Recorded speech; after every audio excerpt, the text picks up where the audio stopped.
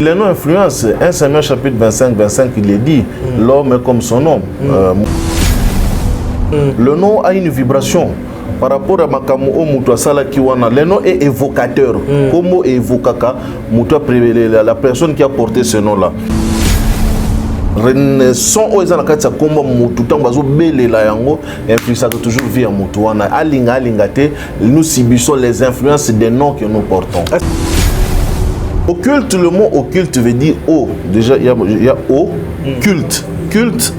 Occulte. Il y a déjà le mot oana, les préfixes oana, et puis il y a les cultes. Donc ça veut dire que ce sont des cultes qui sont cachés, ce sont des cultes qui sont secrets. Ça vient du latin, je crois, occultum, qui veut dire quelque chose qui est caché, qui n'est pas accessible à tout le monde. La Bible, qu'une femme ne peut pas prêcher. Ça, moi, si toute femme, il y a la connaissance. Le frère Branham a dit moi si physiquement. C'est une femme. Spirituellement parlant, nous sommes surtout aux abbatias Jésus-Christ. Donc nous sommes des femmes. Une femme c'est qui? Une femme c'est celle à qui on enseigne la parole de Dieu. Parce que la femme reçoit, l'homme donne. Vous comprenez un peu. Donc maintenant quand la Bible dit qu'il est interdit à la femme d'enseigner, c'est-à-dire que mutu oyo azana connaissance te akoki kotelemate ate ya bato. Par rapport à la Bible, je crois que Adam est le premier homme. Mais par rapport maintenant à la connaissance spirituelle élargie, je dis Adam est une race particulière avec laquelle Dieu s'est choisi pour commencer une histoire. Dieu est éternel. Satan est-il éternel? La première question.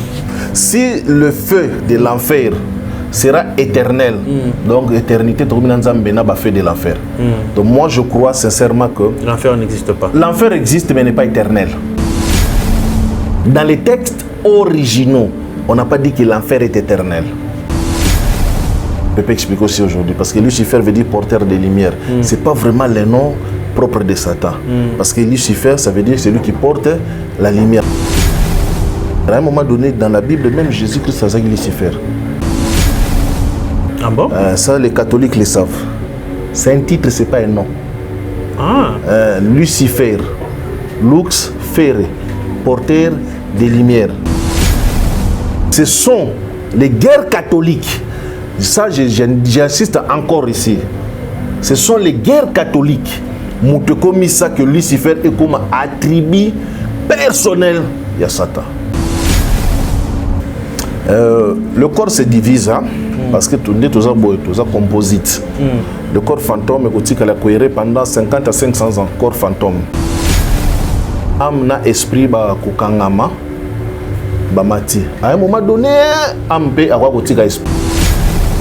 Corps fantôme a kotika la banda koere, c'est ce qui fait que on peut rentrer en contact avec la nécromancie. Parce que le corps fantôme ya motu ezalaka. Tant que le corps fantôme reste sur cette planète pendant de 50 à 500 ans. Qui a dit que orphelin a koye babongo na kosepelate na mois oya décembre? Bokosi bozali bongo motema mabe. Tala Fondation Vida oyo ezali bongo dirigé na engambe mwasi atona mayele pebonya na bolingo ya bomama kati na ye babengi ye bongo Emily Seti Mainga mwasi nzambe mwana ya Canada ya tongo balance bongo opération sunga orphelin na mois oya décembre ekosi la bongo le 20 décembre pona koyeba bongo na ko récolter ba contribution na bino nyonso soki olingi otinda lisungi na yo. Lelo toyena banda ko na bino ko frapper pour na koluka aide. Donc tu as besoin de soutien na bino avec $1 tu peux sauver une vie. Alors en plus de cela tu as besoin de soutien na bino bilamba, chaussures, bajouer. Donc ceux qui besoin nango bo hésiter ko contacter ngai te na numéro na ngai ezali 647 533 43 10. Soki ya solo ozalaka na motema ya bomoto sala lokola mama Emily Seti Mainga mwana ya Canada ya tongo na $1 na yo ya pamba okoki kosunga mwana ayeba pe na kobika. Fondation Vida ya solo olakisi ya solo ete bolingo ya bonzambe ezali kati na bino pe Emily Seti Mainga ozali penda solo moto nzambe ndenge bazali kobenga yo. Pour coller l'utile à l'agréable, awa na Kinshasa, délégation moko ya Fondation Vida bakita kibongo na commune ya Kisenso na orphelinat La Miséricorde. Bozali ebele bokota l'émission de partout na pesi bino mbote. Mbote bala nyonso ya chez Biso TV. Oui, malamu na mission na bino réponse à nos questions. Yande ko na pesi moyini nanga mbote, moyini mbote, moyini bonjour, moyini nanga bonsoir.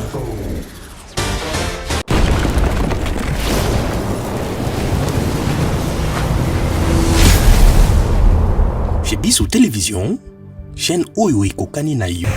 Bonsoir mesdames, messieurs, bienvenue dans cette émission Police des Stars, une émission d'analyse et critique. Un grand merci à notre sponsor Jésus-Christ de Nazareth parce que c'est lui qui sponsorise cette chaîne chez Biso Télévision. Logan à Biso Tolobaka, la chaîne qui vous ressemble parce que Awa tu refléteras le moins bien donc Awa au côté des télévisions na-bas un plus na côté la chez Biso Télévision. Merci beaucoup na Chris pour la prise de vue. Merci na Denis Mosolo, Christian, Elias, merci na Moussala Kitoko Bogo Sala pour être technique ya chez Biso Télévision et là toujours malamu. Merci mingi na maman Emily Setimayinga ye andimato amema ngambo ya kosunga ba orphelin balia ba mela ba sepela pe ba mona été baza na moto sunga bango. Merci beaucoup maman Emily Setimayinga na initiative Kitoko Ozwa ya kosunga ba orphelin. Merci beaucoup à ma femme Lydie Moukadi, merci à mes enfants. Merci na bana mbujima et Katako Kombe Geme na bobenga kibiso pour na ba remarque nzama mona bino. Na cadre toujours ya ko informer bino lelo to elibino les camarades très important toujours na moto bo sepelaka naye na représenter parce que spiritualité plus émission au bano lugana kala tozong siango naye désormais bano kozanga naye ensemble tout le belabino makamu oyo e ko fonga bino misu oyo boko bana ko éviter makamu susu. Voilà, mesdames, messieurs, dans 5 ans, dans l'émission et Baneliti Souka, mon tonanza mena plus sur moteur. Bonjour Papa Chic. Sangonine. Non, ça va bien par la grâce de Dieu. En tout cas, félicitations, Matebele va s'appeler na prestation dans l'émission tout ça une l'autre fois. Merci beaucoup. Balobi vraiment on a la connaissance, mingipe balbengi balobi place nous opposer la connaissance malgré expliquer quand même dans début émission que oui que là que on ça qui on n'est pas kaka kotanga tanga. Mais l'autre le bela mingi mai matali ba musicien, tous ba musicien, surtout ma commande y ba pasteur. Sur tel bien ba entreprise na biso, au comment on a été batu mingi avant bazo na musala au mona ba on bazo ka système to na sodomie na kozwa mobali entre na niveau ya nus.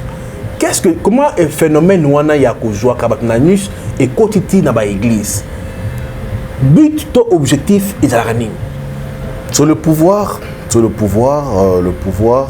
des ennemis biloko no surtout wana siècle otozanango biloko wana ezalaka ce n'est pas de la nouveauté ezalaka mais à un moment donné ebatamaki parce que comment se pratiquer en coulisses et tango église non tango christianisme et ampleur na monde à un moment donné biloko no surtout na ba pratique wana ezalaki ba pratique courante dans l'antiquité. Mais quand l'église, le christianisme est causé ampleur dans le monde, la pratique on est comme qui sous coulisses. Mais depuis le 15e, 16e siècle déjà là, la science qui prohibée, la science occulte, la science qui interdite, qui cachée, la science secrète et bandi ko matali susu. C'est ce qui fait que dans le siècle avec la communication, avec toutes ces choses-là, Moni Biloko est ressurgir encore de nouveau et commis au vu aussi de tout le monde. Okay. Les uns les pratiquent, je le dis encore, par curiosité, mais les autres les pratiquent par connaissance. Ayebi makambazo sala. Lorsqu'on te prend comme ça dans la sodomie, c'est un pouvoir qu'on tient le concours. En d'autres termes, le langage c'est bazo boto la yo pouvoir. Un homme comprend na babilo quand c'est quelqu'un à qui on est en train de le vider quoi. Voilà un peu donc c'est science mobimeza na kati biloko wana. Moto lanza mais le on me comprend que excusez parce que na simba bilo rebele mais tout na o bat babenga kinga pona tona yo ya on a tuna émission lelo. Toujours on a cadre toujours maman abenga kinga c'était hier soir. Alobi a dans un phénomène un peu bizarre. Alobi ye posa ya mibali sila a comment plus souki à la qu'avant pour bazoaka na butu au moins éjaculé peu a aucun lengi mais ceux qui mobala yé na bomoto boye ako linga plaisir wana te l'autre fois ba que ceux qui so dans 50 ans vous allez 20 ans à pongi 30 ans à journée mais non comment expliquer phénomène wana ya mama wana oyo abenga kibiso pour poser kana ya biye a comme il est là plus de 50 ans et banaye mwana moketi o akomi wana azali balate phénomène na to benga ngoni. Oui, c'est ce que l'église appelle communément mari de nuit, na femme de nuit, donc les succubes et les incubes. Esprit wana souvent ba utakana ba mai et ba te belé oyo baza na ba influence ba esprit wana il faut ba landa parcours na bango bien quelque part une cérémonie et salemaka la vie na bango na katia ba mai parce que ce sont des esprits qui sont reliés aux hommes. Maintenant, présence, c'est un succube, un incube, on a des salaires qui ont mon moto, sous attirance, attraction envers être netiété, accouplement nocturne. Mais souvent, ceux qui m'ont commis à niveau comment sentir que c'est plus mieux à vivre dans un incube, dans un succube qui a zalana moto de chair comme nous. Ça veut dire quelque part, il y a un loco songolo ya moto wana et tika na monde du ténèbre et ça la appel na ba esprit wana soka botu ekoki ba la mukaka ba salaka mais nous avons 4 types ya ba succube na ba incube. Nous avons des faux maris de nuit, c'est-à-dire que au vandi patamulaï au s'accoupler dans moi sina mobilité le désir ba hormones toutes ces histoires là et qui créer lo ba ndoto ndingi wana parce que ça li tamulaï nzoto est réclamé et matisi makamona mental ça peut arriver. Nous avons forme ma mari de nous mususu au taliba film pornographique mingi qui est courant aujourd'hui. Les gens na ba téléphone na ba nini ils sont en contact trop avec le monde pornographique donc le cerveau na biso na ba capteur akoki ko reproduire yango na kati ya butu. Nous avons ba mari de nuit moi je les appelle les originaux, ça veut dire que mutu azana ba original pena ba mari to ba femme de nuit par rapport ya ba pratique oyo ye asalaki to ba kabakuta nango.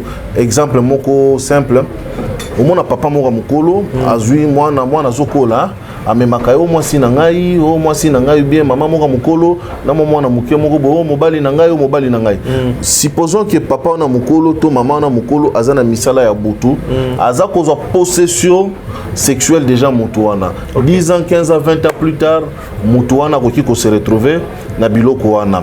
Quatrième catégorie eza catégorie nini batu oyo mama bandai ko bota te papa zo bota te na ba difficulté bake kokutana na nganga to na mutu asalisaka ko bota lokola na monde wana ba succube ba incube ba zwaka bana ainsi de suite donc ba salisaki mama to papa na difficulté ya ko bota ba botio na ba condition wana d'office automatiquement mutu abotami na ba condition za toujours so gaza mobali akoya toujours na mwasi na butu so gaza mwasi akoya toujours na mobali na ye par rapport à côté oyo bazwaki ye. Voilà un peu les 4 formes. Autant il faut que yoka mutu ko sala profondeur ko sala voyance pour na comment est-ce que boki ko aider na kati na vie. Est-ce que kombo pe joue un rôle na bomo ya mutu par exemple ngani na za Mike mukadi na ju kombo ya arrière koko nanga na ju kombo ya papa kombo ya koko donc ça veut dire que ezokende est-ce que kombo pe un impact na vie ya mutu par exemple Mike oyakala azaka muyibi to azaki mutabakisi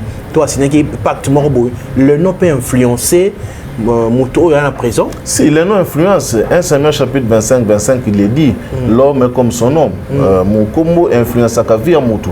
Si aujourd'hui tu obéis la Jésus c'est le nom a une vibration par rapport à makamu o mutu asala kiwana le nom est évocateur comme évocaka mutu la personne qui a porté ce nom là. Maintenant lorsque on vous appelle Chic Mukadi c'est pas vous le Mukadi aujourd'hui, il y a déjà un qui avait porté donc en appelant cela Bamakamuya Salaki, c'est pourquoi nous continuons à vivre au travers les images, au travers les noms que nous portons. Le nom, il a toujours une influence. Jésus-Christ est en Pierre. Pierre, comme on dit Pierre, comme on dit Simon. Alors, on t'appellera Pierre de nouveau. Parce qu'il avait compris que Simon, il y a qui ont influencé. Et puis, ce qu'on a vu à Pierre Mobimba, Simon qui veut dire roseau, Pierre Abandoza la kaka tout le temps agité. Jacob, tant qu'on a Nzambe. Zamba Bisabi, non. Tu t'es battu avec Dieu, avec les hommes. ton nom de n'est plus Jacob, tu es devenu Israël. Parce que le nom influence toujours Motu. Son oza na kati ya komba mutu tant bazo belela yango influence toujours via mutu wana alinga te nous subissons les influences des noms que nous portons. Est-ce que eza possibilité ko kata muta changer combo et makamwa pe ko kata ba lien na ba délivrance musu se gosenga mutu ça melete mais juste à changer non ça peut mamo briser ba chaîne et puis ba lien en famille. Bon, juridiquement parlant il y a des procédures d'abord pour na muta changer combo botami juridiquement parlant déjà des procédures et belé spirituellement parlant aussi il y a des procédures parce que le nom nous relie à une histoire, le nom nous relie à une origine, le nom nous relie à un tribu, le nom c'est un lien. Maintenant quand vous coupez votre histoire, votre tribu, vous coupez tout ce que vous pouvez couper en ce moment-là. Mutu oyo azako encadrer yo, il faut la capacité spirituelle ya ko épurer les dettes passées à Komboana pour que Kombo Sikawo reporter et même d'influence. Ça c'est un travail spirituel qu'on ne peut pas expliquer à la télévision, papa. Ça c'est un travail spirituel. Bon, élémentairement, tout le monde a généralement dans l'église, déclarer tout ça. Mais il faudrait corriger le nom pour nous parce que dans la spiritualité, le passé, le présent, le futur n'existent pas. Dans la spiritualité, timing, on a raté. C'est-à-dire que Moutoko banda ko futa masumu moko boy azo continuer ko futa ngo ainsi de suite. Donc Moutoto azo kota suko pour ko déconnecter yo na ba réalité wana, il faut être capable ya ko sisa na pena batu wana ko expliquer bango ko solo la to ko senga to ko luka moyen de façon que yo ba déconnecter déjà dans la que juridiquement parlant pour changer non, il y a des procédures accompli pour force spirituellement parlant. Donc il faut Moutoa ko téléma liboso na ko se porter garant ya ko changer yo combo. Il faut être capable spirituellement autant que moi. Parce que le nom vous fait appartenir à une famille. Donc quand on vous change, sous chic, qualité, ça veut dire qu'on te déconnecte de cette famille. Donc vous avez ADN, makila, tout ce qui te compose doit être déconnecté pour que reconnecter à la réalité. Mais effectivement, les gens aujourd'hui, bon, la plupart du temps, on a influence sans pour autant connaître les conséquences à Bilogouanate. Voilà, tout le monde les loyaux, tout un exemple, un musicien, moi, quand il y a mon nom, cannabis, pour ne pas citer le nom. Au comment a commis ça, musicien na union sur un groupe, Kozwaka Bango, Nanzela, ya Sima. Au comment que si les loyaux, musiciens, on a Alingaka a utilisé ba musicien. C'est que domination peut, à part sodomie, domination peut, il y a Nanzela, il y a sexe, il y a sodomie. Je le disais, je le répète encore, il y a un grand pouvoir dans la pratique. Il y a un très très grand pouvoir dans la pratique. Il peut t'épuiser, énergie, force. Parce que, bon, j'utilise les termes bibliques vraiment, mais j'essaie quand même d'utiliser force énergétique au monde. Reza na mukongo tant mutazo tanga Bible ozoka Bible zoloba ke nzamba zo fongola mutu lisu azo fongola mutu litoi azo fongola rein saint terrain je te parlerai nzambe hein le rein la sexualité c'est un pouvoir c'est une force fongolaka ba zone na kati ya mutu maintenant mutu ayebi ba pratique spirituelle waza na connaissance spirituelle déjà en te prenant comme ça azako zwa ba énergie moko na kati na nzoto na et permettre ya sala nini a éclairer et permettre hein ceux qui salle o ils noir ils nini bantu ba mutu bakomona mutu n'est-ce pas ba américain bana bilongo ba bengo ba infrarouge hein à partir de arme wana ba komona ba détecter chaleur mona hein. Il y a un corps énergétique. Maintenant, lorsqu'on te pénètre par derrière, on te vide de cette énergie-là. Vous comprenez? Et c'est comme ça se passe à Makamboana. Donc, premièrement, d'abord, ça te diminue étant que moto. La personne qui est prise dans la sodomie, na bo moto boye, aza susu na mobilicité na ezala susu te, se sent pas homme. Comme soumis. Vous comprenez? Lorsque vous vous soumettez, donc vous léguez vos potentiels, vos pouvoirs dans moto quoi. Donc c'est lui qui prend le pouvoir et le dessus sur vous. Mais comment expliquer qu'entendez-vous des mondes kabbalistiques? Oyo mutuma tunainga motuna suki na jona plateau na tuno monde kabbalistique et ni kolobanini. Na choqué, toi na répondre na lingo choqué na nyonzo to kenepo. Le monde kabbalistique n'existe pas. Ah bon? Il n'y a aucun monde qui s'appelle monde kabbalistique. Mais il y a une science qui s'appelle la Kabbale. Okay. Il y a une science qui s'appelle la Kabbale. Kabbale, de l'hébreu Kabbalah, qui veut dire tout simplement le secret, qui veut dire la connaissance, qui veut dire un enseignement qu'on transmet de bouche à l'oreille. Donc, moi aussi j'ai prié comme ça, j'ai détruit le monde kabbalistique, j'ai détruit le monde pandémonium. En fait, ça c'est des degrés, ignorance, il n'y a aucun monde, que ce soit le monde supérieur ou le monde inférieur ou les plans zéro sur lesquels nous sommes, monde spécialement kabbalistique. Non, il y a des enseignements de la Kabbale. Ésotérique, enseignements, par rapport à Torah, par rapport à ce qu'eux-mêmes disent, ce sont les enseignements oraux que Dieu aurait transmis depuis Adam. Dans le monde, mais le monde kabbalistique, je crois que les connaisseurs ça n'existe pas. Et ça, l'ignorance au monde, qui a brisé le monde kabbalistique, la côte qui dans le monde kabbalistique, c'est. Bon, peut-être le domaine, hein, bon, dans le monde, on est par exemple dans l'ignorance, dans le monde de foot, dans le monde de sport, hein, peut-être dans le sens où mais que tout un monde où, non, spirituellement constitué, il n'y a pas de monde kabbalistique. Mais il y a la science kabbale. Bon, science occulte. Science occulte, science occulte, ça signifie quoi? Occulte, le mot occulte veut dire O. Déjà, il y a O, culte. Culte. Occulte. Il y a déjà le mot O, les préfixes O, et puis il y a les cultes. Donc ça veut dire que ce sont des cultes qui sont cachés, ce sont des cultes qui sont secrets. Ça vient du latin, je crois, occultum, qui veut dire quelque chose qui est caché, qui n'est pas accessible à tout le monde. Vous comprenez? Et bien ça ensemble, il y a la science ébélée, on ne l'étale pas sur la voie publique comme ça. Il y a la magie à l'intérieur, il y a la chiromancie, il y a les mouvements théosophiques, la nécromancie qu'on ne donne pas à la portée de tous comme ça. Il faut des principes, il faut des préalables pour accéder à la connaissance. Et ça, la science, parce qu'on les étudie degré par degré, niveau par niveau. Donc aussi, si premier niveau qui est le deuxième niveau, aussi si qui est le troisième, aussi si qui est le quatrième. Et ça, le christianisme, nous entrons les locaux lobby et bandeli le christianisme et banagate souka christianisme et banagate mais na science wana et bandeli banaka il y a des rites d'intronisation, d'introduction plutôt, et puis aux autres de chaque degré aux autres passer niveau par niveau. Nous on a dans sport aux blanche, comme jaune, comme vert, comme bleu, orange, marron, ainsi de suite. Merci. Donc, on vous demandait, il y a on me comprend qu'on réactualiser chrétien.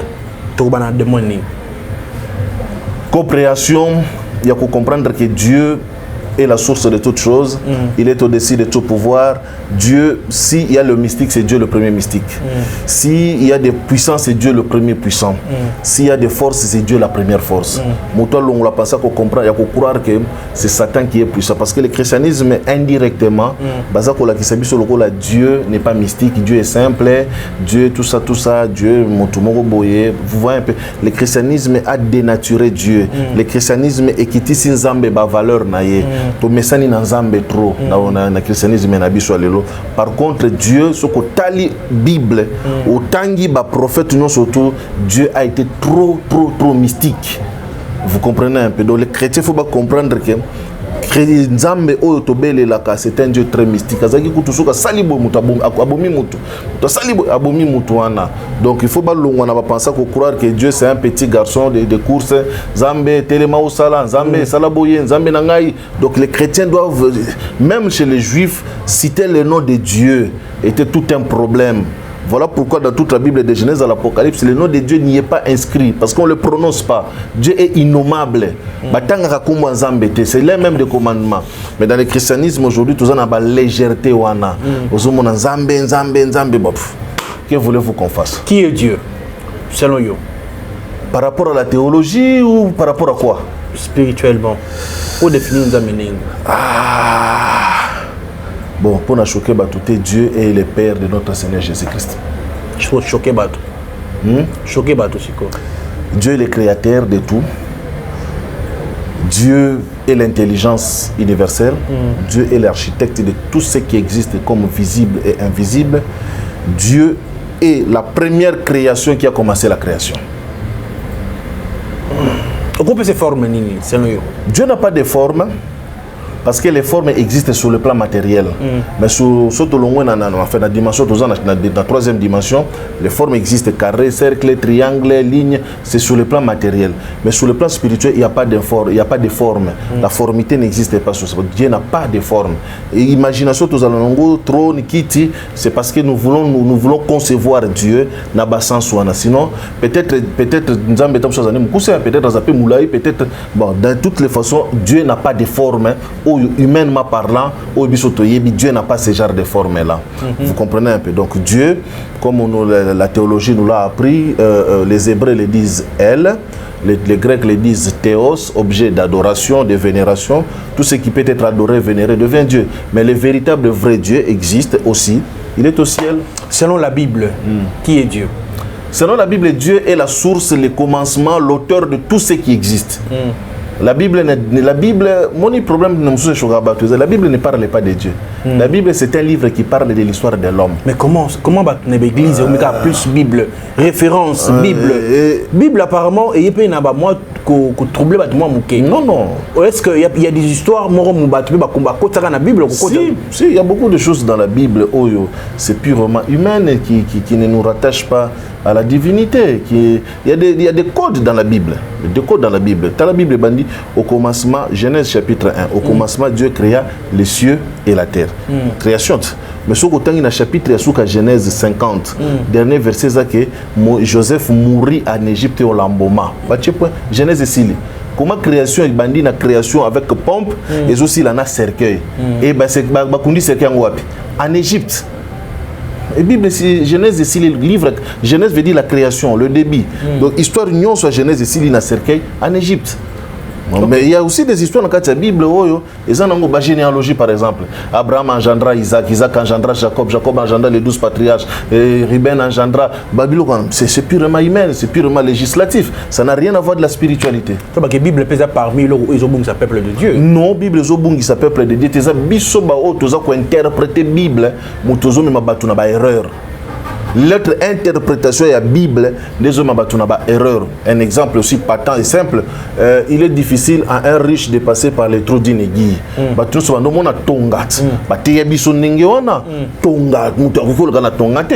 aujourd'hui, il faudrait que nous fassions expliquer que l'aiguille est tongate.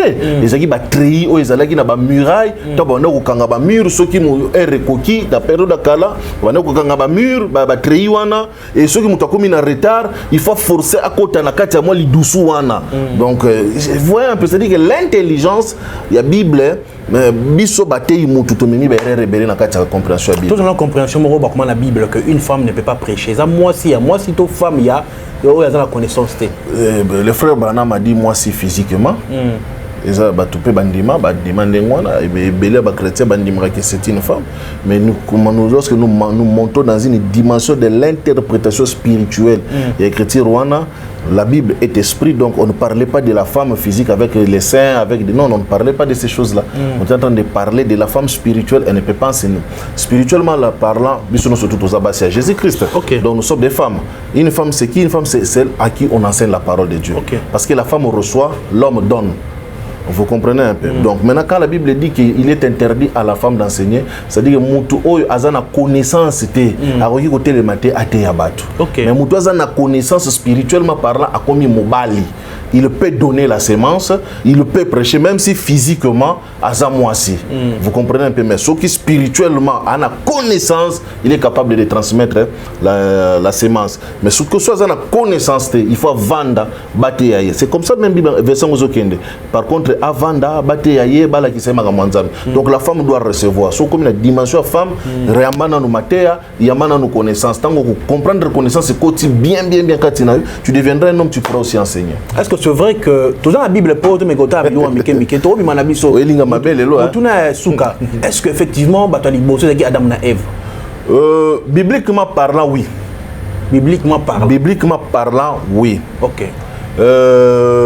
Par rapport à indice la Bible et comme moi passé parce que la Bible dit par exemple que Caïn parti dans la ville de Nod à Kutana ina mwasi abali pe aboti kuna Adam c'est un prototype. par rapport à connaissance maintenant, Adam c'est un prototype par rapport à race évolue. La grande connaissance, peut-être la grande science autour côté à l'autre, c'est d'expliquer aux gens que nous avons la race jaune, nous avons la race rouge, les peaux rouges, d'autres peau jaune, peau rouge, peau blanche, et puis noir. Aujourd'hui, l'homme a l'impression que tu as 4 races. Il y a eu d'autres races qui ont existé, et mais là, il y a 4 races moussous. Donc, moi, par rapport à la Bible, je crois que Adam est le premier homme. Mais par rapport maintenant à la connaissance spirituelle élargie, je dis Adam est une race particulière avec laquelle Dieu s'est choisi pour commencer une histoire. Parce que Adam, Abimisi, Caïn, Abel, Abraham, Israël, donc une race que Dieu s'est choisie pour ça la histoire particulière. Donc quelque part Bible paix et Zambeli a mis balai. Oui, il faut comprendre le langage de la Bible. Donc, au commencement, c'est fait le premier jour, c'est fait le deuxième jour. Lundi, mardi, mercredi, jeudi, vendredi, samedi, dimanche. Et ce sont des périodes, ce sont des millénaires. Donc, quand on dit les premiers jours, il y a 24 heures parce qu'il n'y avait pas de soleil. Il y avait pas, donc, quand on dit c'est des périodes, il y a 1 million d'années. À ce moment-là, la Bible rejoint la science qui vous dit que non, il y a eu des animaux perdus, des tertiaires, des quartaires, des néoplasmes. Donc, il y a des pliocènes, des miocènes. C'est-à-dire que âge et ça les maquille. Mais comme tu as la compréhension jour, tout le monde de 0 heure à 0 heure. Compréhension, quand nous disons la Bible a été créée à 6 jours, les frères Branham est parti plus, on a dit que non, c'est 6000 ans. Mais moi je dirais encore que c'est plus de millions d'années depuis que ces histoires existent. Mais il faudrait comprendre qu'à l'époque, où la Bible, il y a une intelligence sur toi dans le loté. Tu as Homo sapiens sapiens. Pardon? Tu as Homo sapiens sapiens. Donc l'homme intelligent 2 fois. Tu as homme de Cro-Magnon, de Nini, il y avait des civilisations. Mais d'autant comme jour, il ne faut pas voir jour il y a 24 heures. C'est des périodes, des durées, des millions d'années. Mais comment expliquer les fois qu'il ne peut la connaissance, il faut la science occulte, il faut le diable là fond la moto. Comment expliquer le diable dans la connaissance? Tu es dans Nzamende à Salah Makambouana. Comment on va les mines à la science occulte? Comment expliquer le phénomène? Bon, bibliquement parlant, le diable est marché avec 10 pierres. Le Christ en a 12. Déjà, dans les 10 pierres, Satan qui était un chérubin marchant dans les pierres étincelantes. Ça a la connaissance. Ce n'est que normal, la connaissance. Mais le problème est que nous nous sommes cramponnés dans la prière. Nous avons cru que la prière est pas chic. L'histoire nous apprend que Moutouk est bandagi na char. L'histoire, automobile est na char. Mais lorsque vous lisez Babylone, Élie, ce sont des chars. Élie, Tangozo Mata, Élysée, ce sont des chars qui ont pris Élie. Et Matinaï. Donc, Élysée, qui a vu cela, pouvait dessiner Bacharwana. Tant que nous sommes à la mer Kava, nous parlons d'Ézéchiel, des livres sacrés Ézéchiel, nous parlons du char divin, nous parlons de la maison divine. Zambenenga tambola kana trône na ebaru bani dos tout mutazo décrire vision wana donc on peut concevoir. Le problème avec le christianisme c'est que nous disons Jésus-Christ revient bientôt, Jésus-Christ revient demain, on ne peut pas faire, donc on attend l'enlèvement, on attend ceci. Donc les chrétiens ont refusé de comprendre que il y a beaucoup de secrets dans la Bible. Ceux qui bavandi bati ko fongoso ba maelo ko fongolo babo au comme peut muto monene. Nous sommes restés cramponnés dans Jésus-Christ revient bientôt, je me prépare à l'enlèvement. Ce que tu as lu lelo ni Facebook ça là ceux qui métavers non. Azo lancé biloko nae. Que font les chrétiens pendant ce temps-là? Patata masinondoki, papa na yondoki.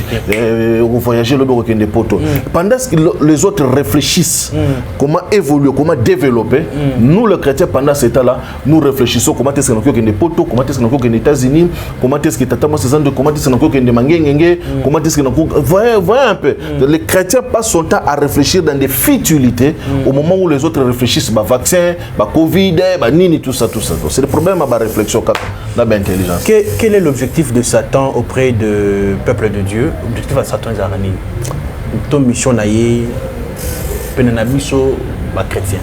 Dieu a tellement aimé le monde, Satan a qui un peu... bon, ça, ce n'est pas un enseignement biblique. En tout cas, là, je m'excuse vraiment beaucoup.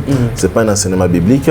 Dieu a tellement aimé le monde, il a tellement aimé la créature, parce que Sada ba no monde la créature, le roi Pamba, bazuna mabele, et puis Baba Tombolae, ozomona. Donc, quand Dieu crée Adam, Dieu a kembela qui Adam. Parce que, écoutez ce que la Bible dit, créons l'homme à notre image et à notre ressemblance. Okay. Donc les anges n'étaient pas l'image et la ressemblance de Dieu. Satan n'a jamais tenu l'image et la ressemblance de Dieu. Par contre, l'homme était l'image et la ressemblance de Dieu. Donc Satan, abanda vous allez choquer. Je dis bien, ce n'est pas un enseignement biblique, c'est nulle part dans la Bible. Okay. Mais je suis en train de donner un extra enseignement. Satan a maintenant choqué à une créature, bazuina mabele, babanda ko kembela yendenge wana. Ça l'a choqué et il a toujours voulu démontrer à Dieu que ça qui est rare. Voilà la mission de Satan. C'est pas un enseignement biblique, mais il a un extra biblique par rapport à par rapport. Ah, mais na ligne fond la mandambu moto na nzambe ba public na so ba chrétien. Non, fond la mo mke, nga ligne fond moni makamo lo ba oyo. C'est important pour le peuple de Dieu, on a ba fond la mission. Mais non, suneti Satan sukane uzalo lengeni, suka ya Satan. Topel lelo suneti nzamba linga ya 2 mitono na ngotuna. Nzamba ya suna ba cheval na tango kalato nzamba ya pe na ba amer ba style lelo ya pe na ba karsika nzamba kiti. Bon, la Bible nous dit qu'il viendra sur des chevaux. Bible zolo bazo. On a l'époque ba chevaux ne bazaki moderne ngwana mais bon. Siko lelo yo. Ti lelo même na banini na ba Angleterre kuna ba cheval ba tambola roi sozo tambola ba carrosse ça donc ba char ti lelo ezala kaka. Donc akoyani kana ba gloire ngwana mais suka Satan ba suka ezebele. Ba suka ezebele. Comme il sera enchaîné pour 1000 ans, après il va relâcher les sous, ainsi de suite. Mais maintenant, le grand problème, c'est là où la Bible s'est arrêtée par Satan en enfer. Maintenant, la plus grande question biblique, il faut tout na yango yo papa chic. Na bato pe bazolanda biso bazala elongo na ngai ba tokende ensemble. Dieu est éternel. Satan est-il éternel? La première question. Si le feu de l'enfer sera éternel. Donc, éternité, fait de l'enfer. Donc, moi, je crois sincèrement que l'enfer n'existe pas. L'enfer existe, mais n'est pas éternel. Ok, c'est pour un temps. Ça sera pour un temps. Et effectivement, dans les textes originaux, on n'a pas dit que l'enfer est éternel. Et pour brûler après un certain temps, ça doit s'arrêter. Pourquoi? Parce que 1 Corinthiens, ça correspond à Corinthiens chapitre 15, ça correspond que la fin viendra lorsque tout retournera en Dieu. Dieu sera en tout et pour tout. Parce qu'au commencement, il n'y avait ni Dieu, ni créature, ni création, ni créateur, ni ange, ni démon, ni esprit. Toutes ces choses-là n'existaient pas. Il n'y avait ni commencement, ni fin. Il n'y avait ni haut, ni bas, ni en haut, ni gauche, ni droite. Il n'y avait pas. Il y avait tout simplement celui qu'on ne peut pas nommer, celui qu'on ne peut pas citer, celui qu'on ne peut pas ni comprendre, ni expliquer. Il n'y avait pas de Jésus, il n'y avait pas des anges. Il a commencé. Déjà, moi pour expliquer écoute problème. Je vais exister par moi-même et pour moi-même. Déjà, pensée primitive, wana, yako banda ko kanisa que création et banda, Dieu a mué. Il a changé de transformation. Il a subi une imitation intérieure. Puisqu'il occupait le tout, il n'y avait pas d'espace, il n'y avait pas de vide. Dieu veut créer, il faut créer l'espace et le vide. Donc le temps et l'espace.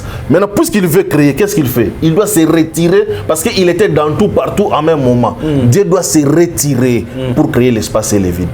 En faisant ce mouvement-là, donc à long maintenant l'absolu à côté de la dimension il y a Dieu. Donc il s'est diminué pour devenir Dieu. Maintenant, quand comme Dieu, il a commencé à créer, il devait se diminuer pour devenir comme toutes ces créatures. C'est pourquoi dans tout ce que Dieu a créé, il y a l'étincelle divine dans chaque chose. Même en Satan, il y a l'étincelle divine de Dieu en Satan. Parce que ce qui le maintient en vie, c'est cette étincelle divine-là qui fait que Satan a là. Pour ceux qui nous ont longo l'étincelle, on a Satan cesse d'exister. Il existe parce qu'il y a l'étincelle divine en lui. Mais si quoi yo na inga tuna mutuna moko. Nzamba tika Satan pour toi ba force na yetope mawana yende za que Satan existe. Non, c'est une école, c'est-à-dire que zaka tota ka tozongo englobe en généralité nenga Satan et ce qui nzamba lobi. Non mais moni job ça bien parce que ozo pambolaye soko pamboliete au mona ke makambo kozala mabe tout ça. En fait, souci à Satan za kolakisa nzamba ke bato lingaka parce que Dieu nous aime. Dieu aime l'homme Parce que l'homme est l'antidote de Dieu. On reviendra à une autre prochaine émission. Dieu était parti en exil et le Moutazongi Sanzambe Nalola. On reviendra. Les péchés avaient fait fuir Dieu au ciel. On reviendra à une autre émission peut-être. Donc maintenant, Satan n'a pas trop.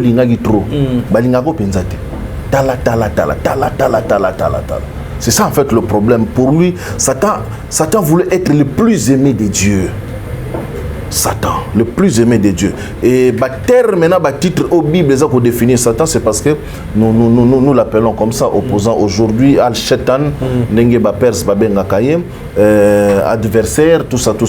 Mais la Bible les reconnaître comme le prince des lumières. Hein? On l'appelle comment encore dans la Bible Lucifer.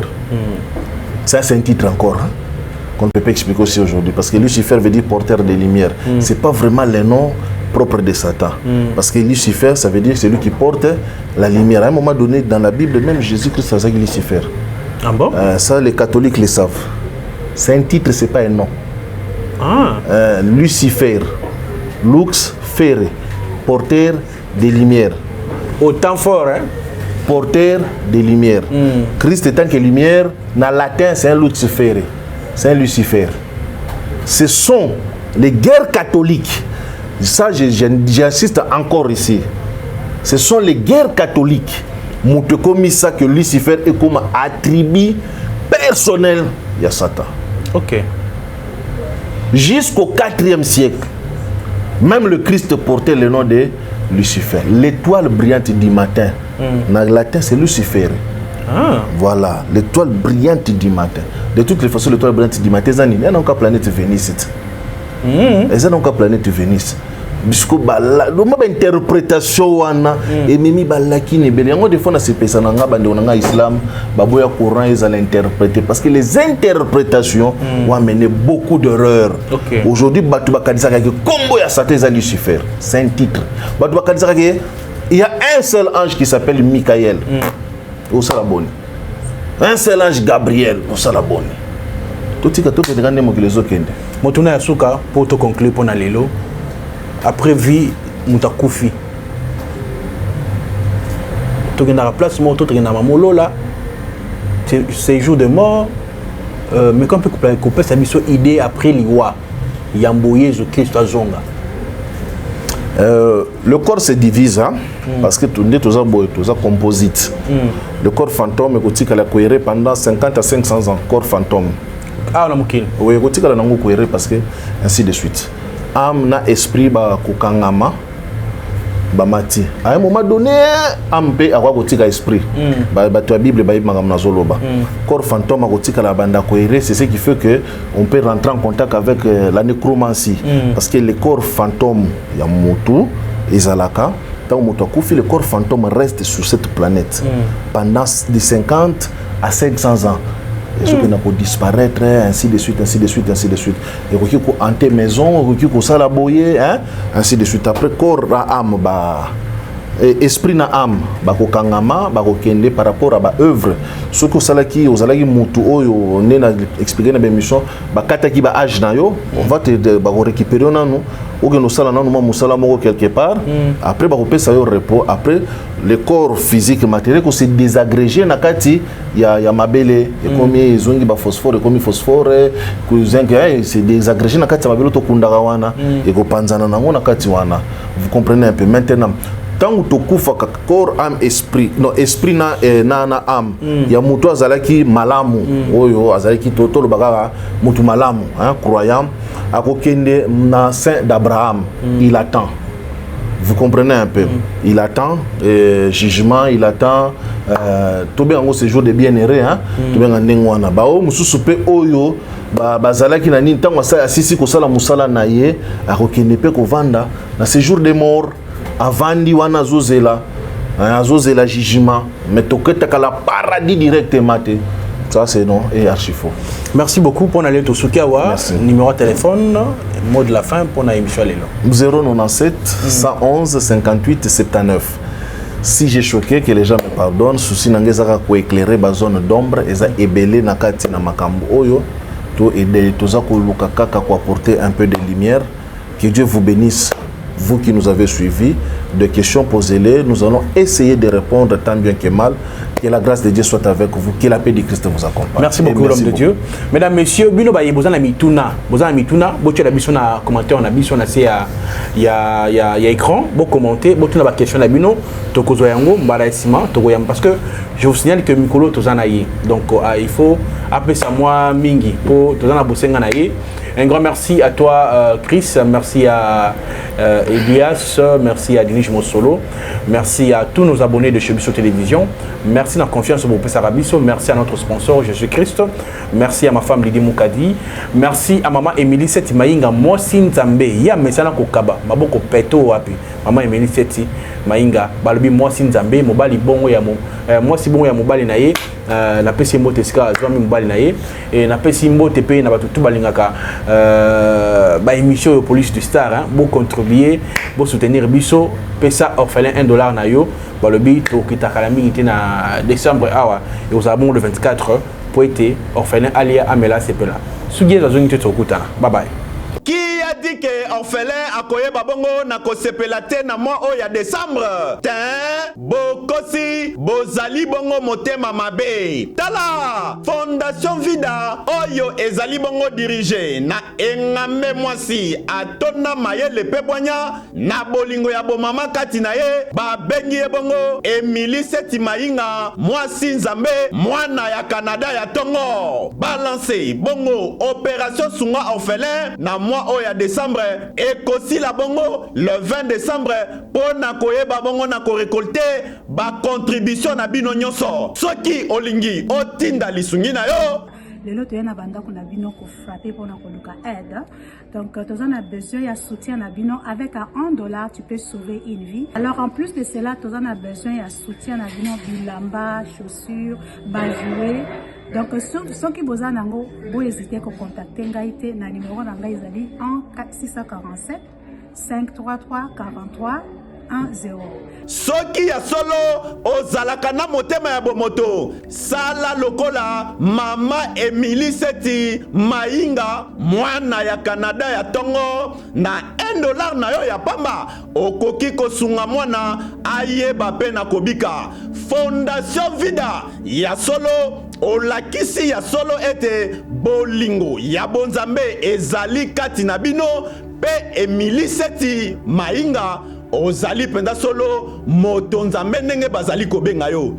Pour coller l'utile à l'agréable awa na Kinshasa délégation moko ya Fondation Vida bakitaki bongo na commune ya Kisenso na orphelinat La Miséricorde.